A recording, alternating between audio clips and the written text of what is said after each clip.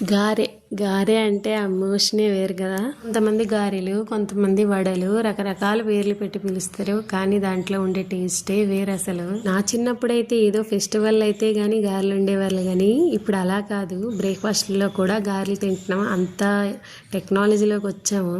దీనికోసం టెక్నాలజీ అనే పదం వాడకూడదు, కానీ బాగా డబ్బులు వచ్చాయి అని అనొచ్చు.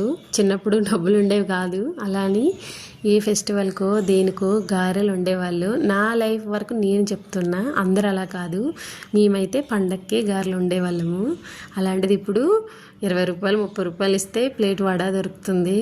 కానీ నేను చిన్నప్పుడు తినే అన్ని గారెలు లేకపోయినా సరే, కానీ తినడానికి ఆశ ఉండేది. కానీ ఇప్పుడు ఏంటంటే తినడానికి అన్నీ ఉన్నా, చేసుకోవడానికి అన్నీ అవైలబుల్ ఉన్నా, కానీ తినలేని పరిస్థితి. నాదే కాదు, ప్రతి ఒక్కరిది.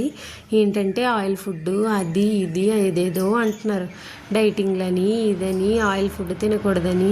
చిన్నప్పుడే బాగా కదా అన్నట్టు చెప్పడం మర్చిపోయాను. ఈ వడ నేను ఎందుకు చేస్తున్నాను తెలుసా? అది కూడా హోలీ వచ్చిందనేని.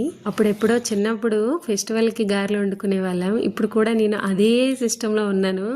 బ్రేక్ఫాస్ట్కి ఎప్పుడు గారెలు చేయను, ఎందుకంటే ఒకప్పుడు తినడానికి ఇష్టం ఉండేది, కాబట్టి ఇప్పుడు హెల్త్ పర్పస్ అన్నట్టు. ప్రతి ఒక్క ఫ్యామిలీలో వడ అంటే ఇష్టం ఉండే వాళ్ళు ఒకళ్ళు ఉంటారు. అయితే నేనైతే కాదు, ఎందుకంటే నేను ఆయిల్ ఫుడ్ చేస్తాను కాబట్టి నాకు తినడానికి ఇష్టం ఉండదు. మా ఫ్యామిలీలో ఒక స్పెషల్ పర్సన్ ఉన్నారనమాట. అదే మా ఇంటికి పెద్దలుడు, మా అక్కలాయన. అతనికి గారెలు అంటే ఎంత పిచ్చి అంటే అట్లా ఉంటుంది. మరి గారె అంటే సరే ప్రాణం లేసొస్తుంది. అయినా గారెల బ్యాటర్ కోసం లాస్ట్ వీడియోలో చెప్పాను, కావాల్సి వస్తే చూడండి. ఎక్సలెంట్ క్రిస్పీగా వస్తాయి. ఇంతవరకు చూసినందుకు థ్యాంక్స్.